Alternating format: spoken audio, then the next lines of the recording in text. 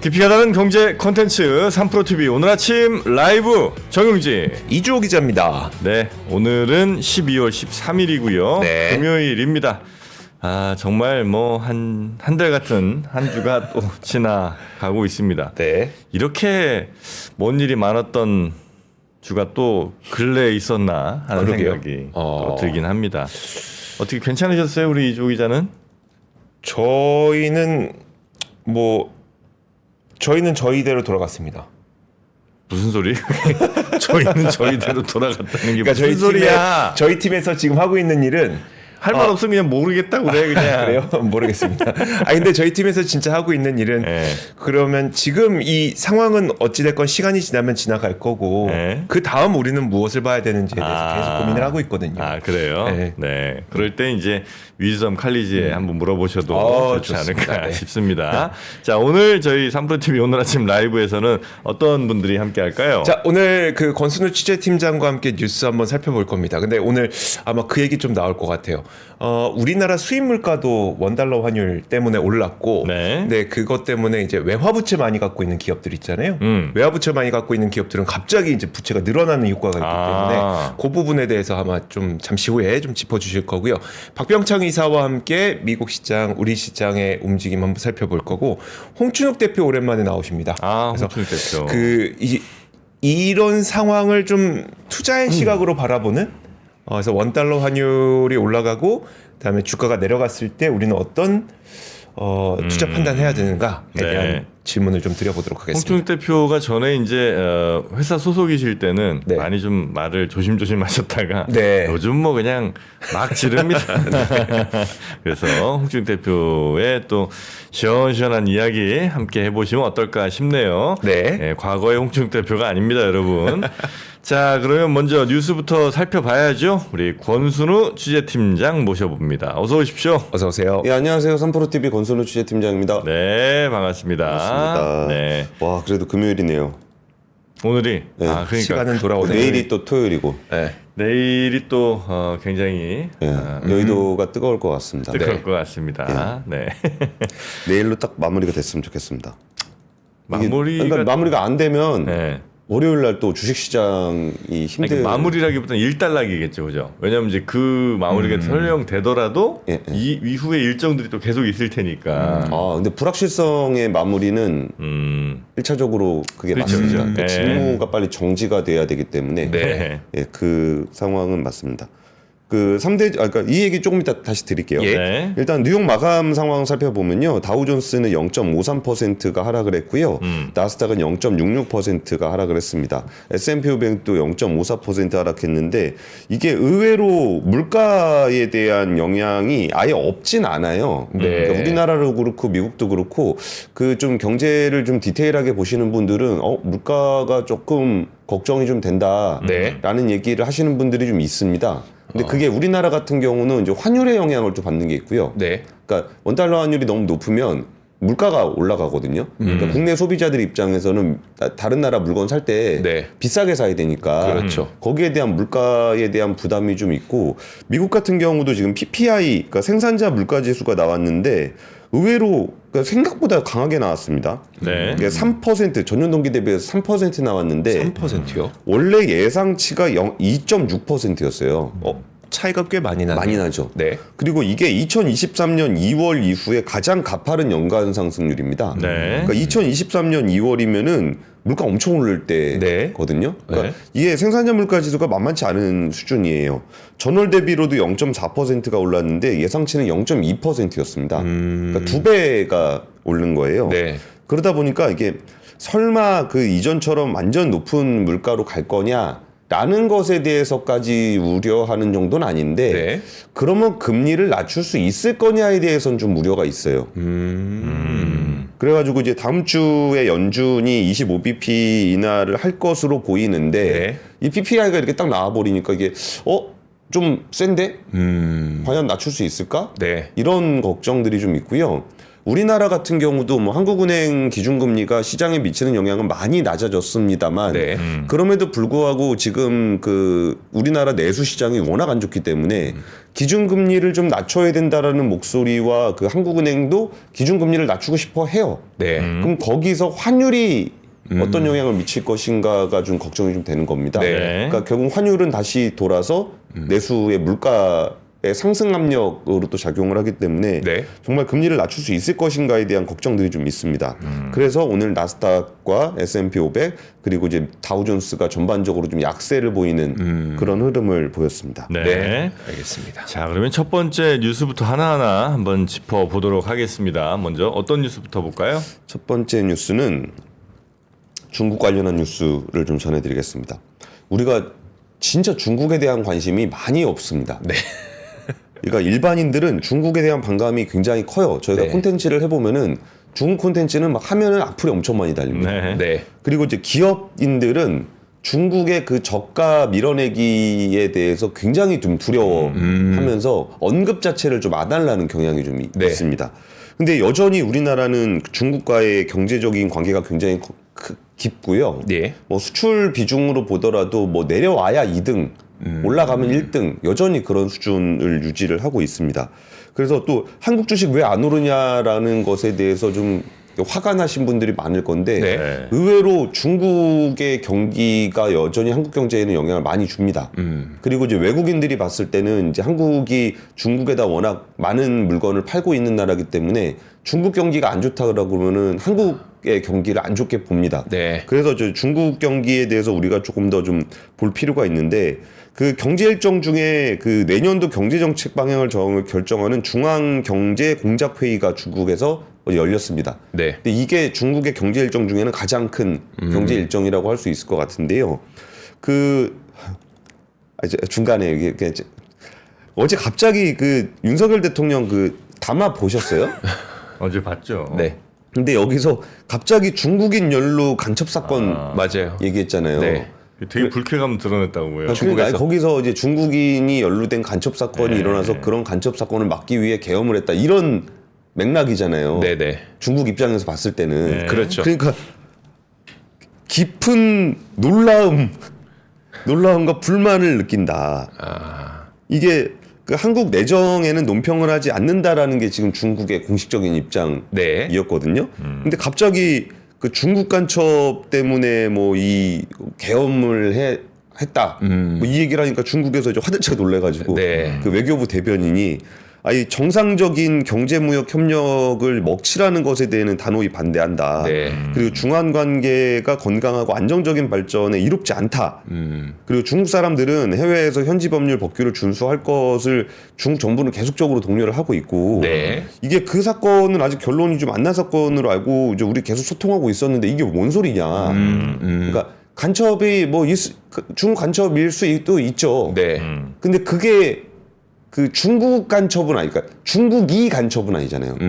그렇죠. 중국인이 간첩 행위를 했으면 당연히 처벌. 그러니까 중국 얘기는 네. 당연히 중국인이 간첩 행위를 했으면 당연히 처벌을 해야 되는 건 맞는데 그게 중국이 간첩을 한 것처럼 그렇게 얘기를 하면 어떡하냐. 그것 때문에 계엄을 했다 그러면 네. 중국이 뭐가 되냐. 이거를 갑자기 이제 마오 대변인이 어제 얘기를 좀 했었습니다. 그리고 이것도 되게 황당한 얘기였는데 중국산 태양광 시설들이 전국의 산림을 파괴하는 것이 우려스럽다. 이게 윤석열 대통령의 또 담화에 나왔던 얘기거든요. 네. 그랬더니 그것도 마오 대변인이 아니 그거는 우리가 세계적으로 수요가 있고 기술적으로 혁신을 해서 물건이 싸고 네. 충분한 경쟁의 결과이고 이게 기후변화에 대응할 때 태양광 설비를 싸게 깔 수 있으면 그게 중요한 공헌이지 않냐. 네. 근데 우리가 물건을 싸게 팔아가지고 한국이 그걸로 중국산 태양광을 깔아서 비상계엄을 했다 그러면은 이게 도대체 중국이 뭘 어쩌라는 거냐 이런 얘기도 어제 잠깐 좀 있었습니다. 그러니까 어제 뭐 담화 안 보신 분들도 계실 테니까 이제 한 대략 한 20몇 분 정도 담화가 있었는데 꽤 긴 담화가 있었죠. 어제 오랜만에 대통령 담화 중에 이제 후반부 좀 다른 내용이 좀 있었는데 이제 약간 초반부쯤에 이제 이 이야기가 나왔죠. 비상계엄을 한 이유에 대해서 뭐 이런저런 이야기를 쭉 했는데, 그러니까 중국을 얘기한 건 아마도 뭐 중국의 그런 간첩 활동들이 있고 그 배후가 있어서 중국의 간첩 활동이 아니라 네. 중국인이 네. 간첩 활동을 한 것을 그래서 뭐 그 얘기가 근데 뭐 중국인이 누굴 위해서 간첩 활동하겠어? 중국인이 결국 이제 배후가 중국이라는 얘기겠죠. 그 얘기는. 그러니까 그렇게 뉘앙스를 그렇게 얘기하니까 예. 그러니까 이게 윤석열 대통령이 그 좀 지금 되게 심리적으로 불안한 상황이잖아요. 네. 그러니까 말을 막 이렇게 할 때 유탄들이 막 이상한 데로 날아간다는 얘기를 좀 드리려고 한 거예요. 네. 그래서 이제 중국이 근데 뭐 전 세계적으로 그런 뭐 첩보 활동 혹은 뭐 이런 것들 하는 것이 뭐 우리가 모르는 바는 아니죠, 그죠? 우리나라에서도 얼마 전에 한 2, 3년 전쯤에 그 송파 쪽에 있는 그 네네. 뭐 식당 뭐 이런 것도 이제 문제가 되기도 했었고, 그거를 지금 담화에서 이야기할 만한 그런 상황인가에 대한 뭐 논란도 좀 있는 것 같기도 그쵸. 하고, 또 중국 입장에서는 그렇게 대통령이 공식적으로 네, 그거죠. 그러니까 사실 맞아요. 양쪽이 다 뭐 그런 첩보 활동을 할 텐데 네. 갑자기 이렇게 얘기하는 거에 대해서 좀 뜬금없다는 아마 전 세계가 다 보고 있는데. 그런 반응들이 좀 있었을 것 같기는 해요. 네. 그리고 그것 때문에 막 자기가 그 사단을 벌였다 그러니까 네네네. 아니 이건 좀 아니지 않냐 이제 그러니까 중국이 네. 약간 조금 얄미운 것도 있긴 있어요. 그럼요. 그러니까 네. 우리나라가 지금 이렇게 된 상황을 마치 민주주의의 실패인 것 마냥 그 논조가 몰아가는 게 좀 있거든요. 중국이 네. 그러니까 공식 입장은 내정에는 개입하지 않는다고 해서 말을 안 하고 있는데 네. 이 관변 언론 쪽에서는 저 봐라 저 민주주의가 좀 문제가 있는 거 아니냐 이런 톤이 좀 있긴 있거든요. 네. 그래서 얄미운 건 얄미운 건데 네. 이게 갑자기 윤석열 대통령 그 담화에서 막 중국을 이렇게 간첩질하는 나라라고 대통령이 공식적으로 얘기하는 문제도 네. 그러니까 우리나라의 어떤 공신력이나 국제적인 신뢰를 많이 깨트리는 게 좀 있다. 근데 오늘 네. 이게 주제가 아니니까. 네. 그러니까 중국에서 뭐라 그랬냐면은 내년에는 훨씬 더 적극적인 재정 정책을 실시하겠다. 재정 적자율이 높아지더라도 초장기 특별 국채를 발행하고 지방 정부 특별 채권 발행 사용을 늘려서 재정 지출 구조를 개선을 하겠다라고 좀 얘기를 했는데요. 여기서 좀 표현이 좀 달라진 게 뭐가 있냐면 2011년 이래 유지했던 그 정책 이름, 그러니까 기조의 이름은 적극적 재정 정책입니다. 네. 근데 여기서 표현이 더 적극적 재정 정책으로 바뀌었습니다. 아. 근데 이거는 뭐야 말장난이야라고 네. 생각하실 수도 있겠지만 이거 의외로 중요합니다. 그래요? 그러니까 정부나 통화당국에서 네. 이게 어구를 조금씩 바꿔가지고 그걸로 시장에다 시그널을 주거든요. 네. 그러니까 이런 거를 조금 바꿨다라는 게 의외로 채권 시장이라든지 아니면 정책 기조를 확인할 때는 꽤 영향을 많이 줍니다. 네. 그래서 이 더 적극적인 재정 정책 관련한 얘기를 좀 있었고 이게 그 14년 만에 기조 변화가 있었던 건데 왜냐하면 이게 그 중국이 이렇게 좀 경기가 꺾이게 된 그 기조 중에 하나가 부동산 레드라인 얘기가 몇 년 전에 좀 있었어요. 네. 그러니까 중국 경기가 이렇게 쭉 가다가 중국 정부가 이게 우리는 이 부동산 버블이 문제가 있다. 네. 그래가지고 건설회사 그때 그 뭐더라 에버그랑데 헝다 아. 네네. 에버그랑데 뭐 이런 데들을 막 이렇게 쳐가지고 네. 좀 정리하려 그랬던 그때를 기점으로 해서 중국 경제가 꺾이기 시작했거든요. 네. 근데 그 부분에서 더 적극적인 그 재정 정책을 얘기하면서 부동산 시장과 내수 침체에 대한 부분들을 대응하겠다는 얘기를 좀 했어요. 네. 그래서 그 기조가 좀 내년에 좀 세게 변할 수 있을 것 같은.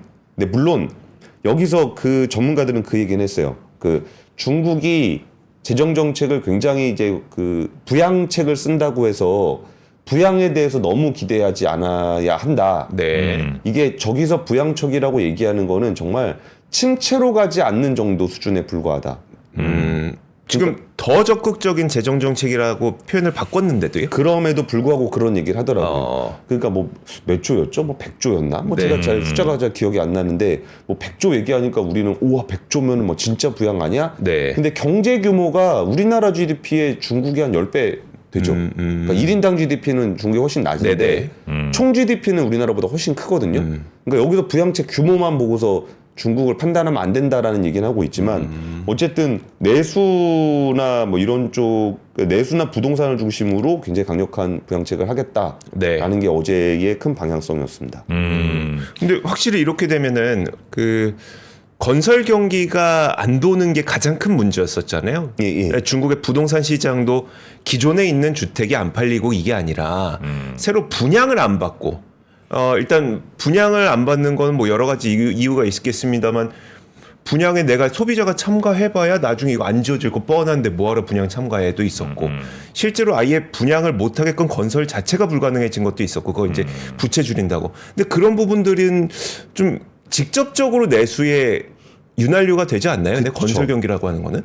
맞아요. 근데 거기서 또 하나 이번에 중요한 포인트가 뭐가 있었냐면은 지난해 회의에서는 첫 번째 아젠다가 기술이었습니다. 네. 그리고 두 번째가 내수였는데 이번에 순서가 바뀌었어요. 아. 내수로. 네네. 내수가 첫 번째 순위로 바뀌었어요. 그러면은 우리나라 입장에서는 괜찮을 수도 있습니다. 뭐이 석유화학 제품이라든지 네, 철강제라든지 철강이라든지. 이런 것들이 그 중국 내수 시장에서 주로 네. 그 영향을 많이 받거든요. 네. 그러니까 기술보다 내수로 한다 그러면은 우리나라에서 중국 상대로 비즈니스하는 쪽이 조금 나을 수는 있습니다. 네. 물론 중장기적으로는 어차피 줄여 나가면서 관계를 좀 거리를 띄어야 되는데 네. 현재로서는 이제 얽혀 있는 게 있으니까 조금은 괜찮을 수 있을 것 네. 같습니다. 알겠습니다.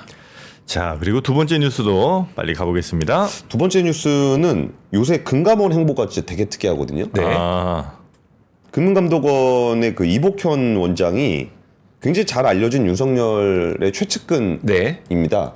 그러면서 그 윤석열 수사팀의 막내라고 좀 알려져 있는 분인데요.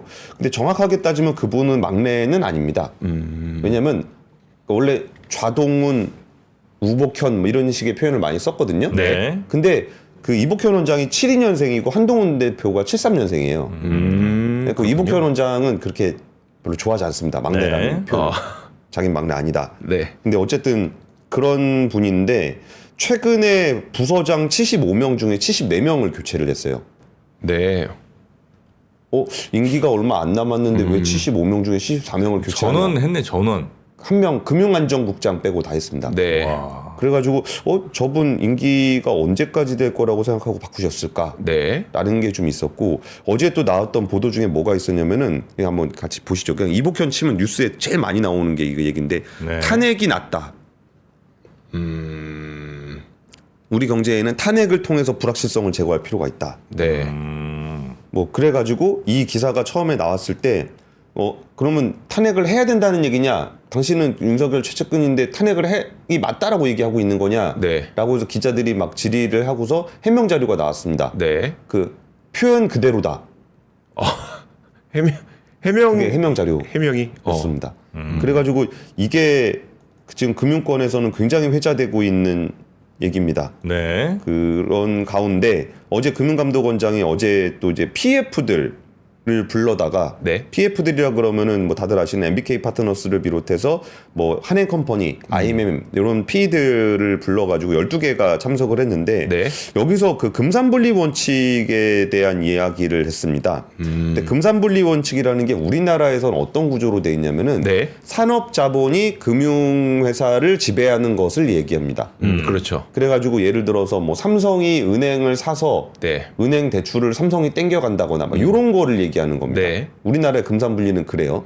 근데 이게 지금 반대로 되고 있는 것에 대한 부작용을 고민해야 된다. 그러니까 금융자본이 산업자본을 지배하는 문제를 어떻게 볼 것인가에 대해서 고민을 좀 된다라고 네. 좀 얘기를 했습니다. 그러면서 그 고려아연을 두고서 했던 얘기가 특정 산업군은 기간을 20-30년 길게 봐야 하는데 5년, 10년 이내에 사업을 정리해야 하는 구조 형태의 금융자본이 산업자본을 지배하게 되면 중장기적인 관점에서 주주가치 훼손이 있을 수 있다는 점을 고민해야 된다. 네. 라는 강조를 이전에 좀 했었습니다.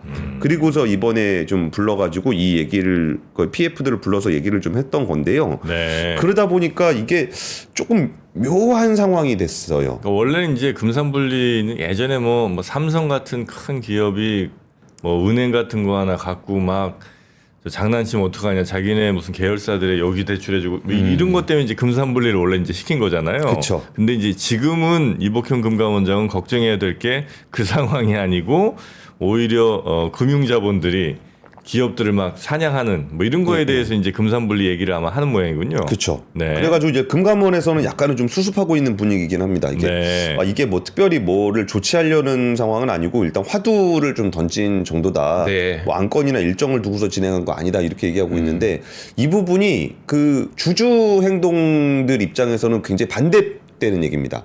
주주행동. 네. 그러니까 산업자본이라는 게 뭐 예를 들어서 재벌 대기업들이나 아니면 막 오너가 뻘짓거리하고 막 그런 회사들 네. 그런 회사들은 오히려 주주들이 주주가 금융자본입니다. 그렇죠. 네. PF들 뭐 PF하고 개인 투자가 다르다고 생각하시는 분들도 있으실 수 있지만 네. 어차피 대주주가 아닌 나머지 주주들은 금융자본입니다. 네. 근데 여기서 오히려 지금 산업자본 쪽의 문제와 그 뭐 오너라고 스스로를 참칭하는 그러면서 자기 전횡을 하는 그런 사람들에 대한 견제를 해야 된다라는 게 네. 이게 상법 개정을 비롯해서 지금의 움직임들이 좀 있잖아요. 네. 근데 갑자기 금감독원장이 산업자본을 금융자본이 위협을 한다. 네. 라는 메시지가 나가다 보니까 이게 어떤 흐름인지 라는 부분들이 굉장히 좀 그 말이 그렇게 인식되는 거거든요. 그러니까 주주 행동주의에 대한 부정적인 시각으로 비춰질 수 있다는 거죠. 그러네요. 그래가지고 지금 제가 좀 취재를 해보면 고려아현 쪽에서는 되게 좋아합니다. 그렇겠죠. 지금 싸움 붙어 MBK한테 있는데 우리 공격하지 마라고 해. MBK한테 하면 안 된다는 얘기를 금감원에서 해주니까 고려아현에서는 좋아하는데 네. 이게 뭐 제가 MBK 편을 들고 싶어서 드리는 말씀은 아니지만 네. 우리나라가 금융자본이 산업자본을 위협할 정도로 강한가? 주주들의 목소리에 그 산업자본들이 그렇게까지 귀를 기울이나? 네. 그래서 이게 막 우리 주주들의 요구사항이 너무 과해서 네. 기업 활동이 안 된다라고 얘기하는 게 정당한 상황 인식인가에 대한 의문이 좀 네. 들었어요. 네, 그래서 네, 네, 네. 이게 이제 금감독원에서 어제 이 그 산업자본, 금융자본 얘기를 했던 부분이 지금 이 기업 거버넌스 하시는 분들 입장에서는 굉장히 좀 회자가 많이 되고 있는 뉴스입니다. 그러네요. 이게 저도 우리 얼마 전에 그 얘기 많이 했었잖아요. 이런 현상들이 좀 많이 나올 것 같다. 이제 금융자본이 산업자본을 건드리게 되는. 근데 단순한 현상이라고 생각했는데 그게 주주행동주의였었네요, 결국은. 그렇죠. 주주행동주의죠. 네. 그게 또 뭐 오히려 기업들을 더 건강하게 할 수 있다는 그 측면들이 분명히 또 있는 거니까.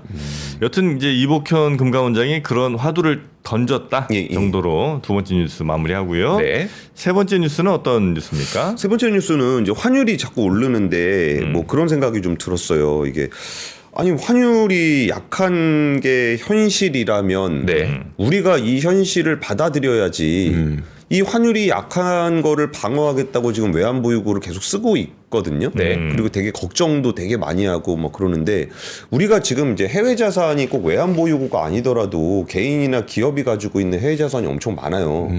그러면은 이게 환율이 좀 어느 정도 이렇게 높아져 있는 상황을 우리가 좀 껴안고 살아야 되는 거 아닌가라는 생각이 좀 들긴 하는데 네. 그러면서 좀 많이 물어봤습니다. 환율이 오르면 일단 뭐가 안 좋겠느냐 그 얘기를 했더니 저 취재원이 했던 얘기가 그 캐피탈콜이라는 게 있습니다. 네. 자기가 해외에다가 펀드를 하나 조성을 했는데 여기서 예를 100억이다.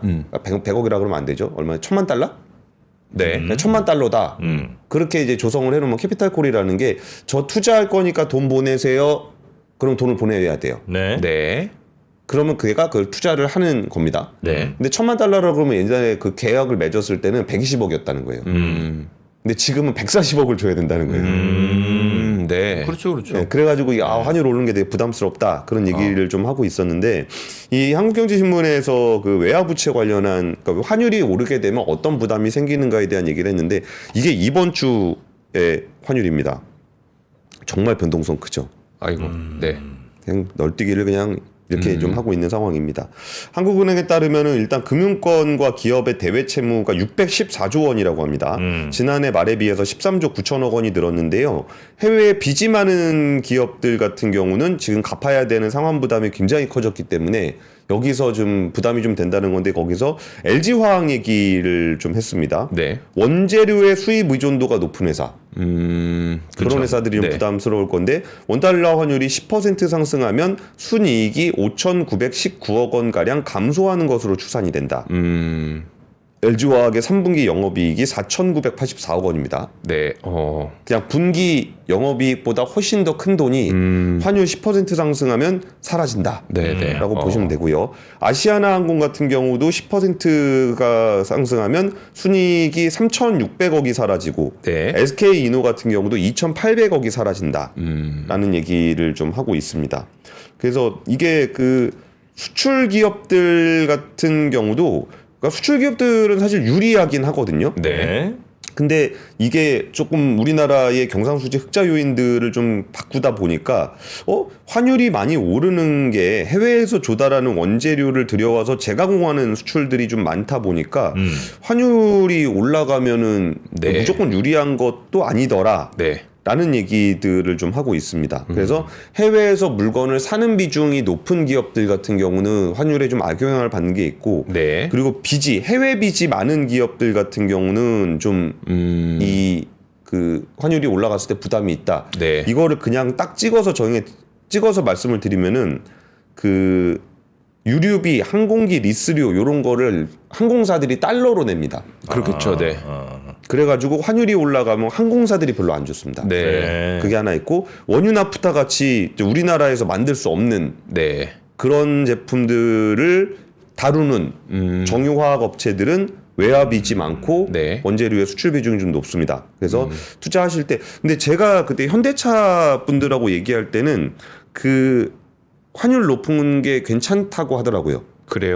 그러니까 요만큼의 원재료를 가지고 와서 가공을 해서 이렇게 파는 거기 때문에 네. 요만큼이 오르는 거고 이만큼이 오르는 거라 수출이 좀 유리하다. 수출 네. 환율에서는 수출이 유리하다라는 얘기하고요. 삼성전자 같은 반도체 회사들도 괜찮습니다.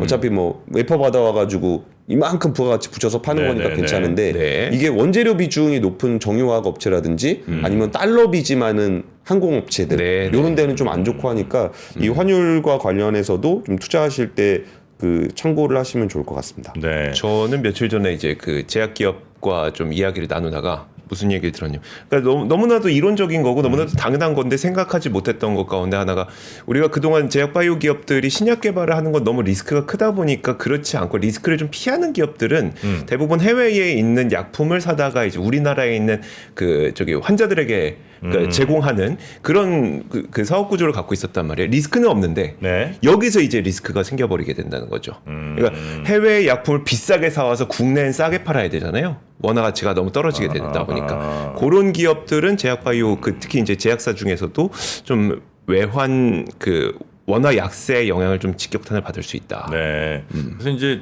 환율이 이렇게 튀다 보면 한국은행이나 하여튼 뭐 당국에서 어쨌든 개입 내지는 뭐라도 좀 하려고 하잖아요. 네. 돈을 예. 쓰고. 근데 그게 범퍼 정도 역할을 하려고 해야지 방향을 바꾸려고 하면 이거는 큰일 나겠더라. 그렇죠. 그렇죠. 그러니까 어쨌든 예를 들어 가는 방향이 있으면 그걸 어떻게 거꾸로 하려고는 하지 말고 대신 뭐 이렇게 아까 보여주신 그래프처럼 막 위아래를 팍팍 튀고 뭐 이런 데는 막아줄 필요는 있죠. 너무 예. 이제 한순간에 튀어버리면은 시장 왜곡될 수 있으니까 그런 걸 막기 위해서 뭐 뭘 쓴다든지 이런 거는 뭐 가능하겠지만 방향 바꾸려고 잘못하다가는 정말 아작날 수 있겠다. 그렇죠. 그런 생각을 좀 하게 됩니다. 네. 끝으로 또 의미 있는 얘기 한번 던졌네요. 네. 근데 반응이 안 좋네. 그렇죠. 아니 안 좋은 게 아니라 빌드업 하시는 줄 알고 그래요? 기다리고 있었어요. 기다리지 마요 그런 거. 이게 뭐 이제 말 나온 김에 이제 저 오늘 내일 네. 모레까지 금토일 사흘 동안 삼진제약에서 팝업 스토어를 엽니다. 여의도 우리 오픈 스튜디오. 네. 여기 더현대 옆에요. 네. 예, 예. 우리 집 우리 여기. 그러니까 스튜디오. 더현대 옆에 있잖아요. 더현대 가는 길에. 네. 거기서 지나가시다가 반갑게 오시면 아마 요 삼진제약, VCLC, 하루엔진이나 이런 것들 이렇게 아마 여러분께 선물로 많이 좀 드릴 겁니다. 그러니까요. 네, 여의도 오시면 꼭 들러서 한 번씩 맛보시고 드셔보시고 아마 이건 돈 안 받을 겁니다. 이거는. 네. 그래서 무료로 가져가실 수 있는 거 많이들 이벤트도 있으니까 즐기시다 가면 되겠다. 왜냐면 또 토요일 오늘 뭐 내일까지도 여의도에 오실 일들이 좀 많지 않겠습니까? 네. 여기서 위실씨 드시면 여기 또 따뜻하잖아요. 춥지 않잖아요. 실내잖아요. 네, 몸도 녹이시고, 네, 그렇게 엔진도 충전하시고. 네, 네. 여러분의 엔진 잘 충전하시기 바라겠습니다. 자, 그러면 저희는 네. 저희가 아니죠. 우리 권 팀장님은 네, 잘 주말 보내시고 월요일에 뵐까요? 저 4시 반에 네, 라이브 제가 진행합니다. 오늘 오후 4시 반. 네. 네. 그 권석준 교수님이라고 반도체 네네네. 나오는데 지금 만성피로님이 댓글로 권 기자님 추워 보이니까 타미 패딩 좀 입혀주세요라는. 그거 지금 또 말씀드릴까? 예, 저는 이제 가겠습니다. 이 광고가 좀 있다 있는데. 그래, 하여튼 일단 네, 전 들어가시고. 없으니까. 네, 들어가겠습니다. 감사합니다. 네, 이따 감사합니다. 뵙겠습니다. 삶의 격을 높이는 9가지 지혜를 함께 나눕니다. 위즈덤 칼리지 시즌 2 영상 아래 링크를 클릭하시면 자세한 내용을 확인하실 수 있습니다.